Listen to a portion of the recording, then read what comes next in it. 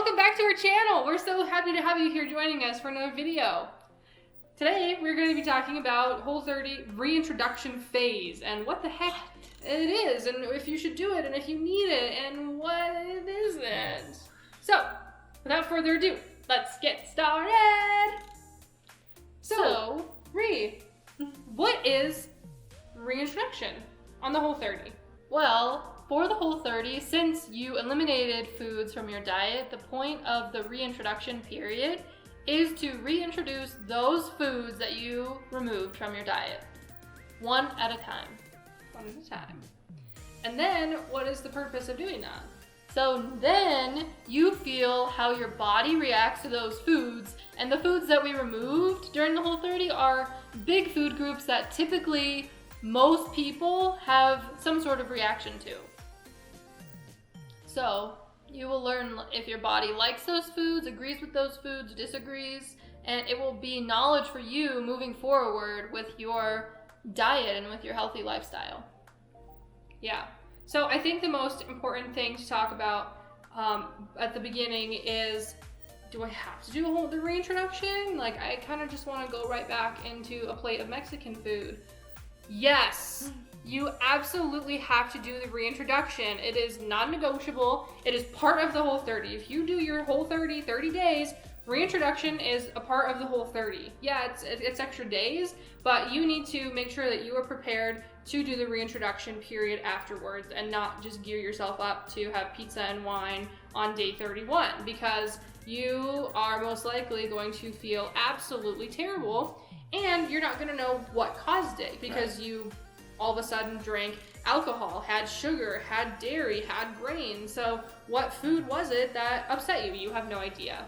So make sure that you plan for it and that you are prepared and you know that it's coming.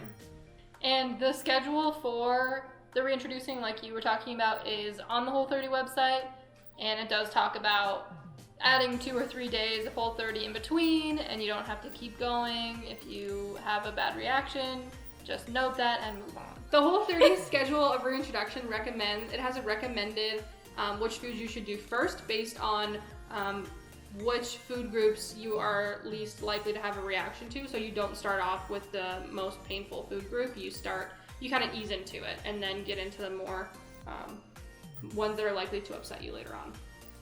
What we did when we reintroduced the first WHOLE30 in January is we wrote down our schedule of, hey, we're going to do this on this day, and we mapped out every single day, and then we also wrote down and journaled what happened when we ate those foods, what did we eat it with, and noted if we agreed with the food or disagreed with the food.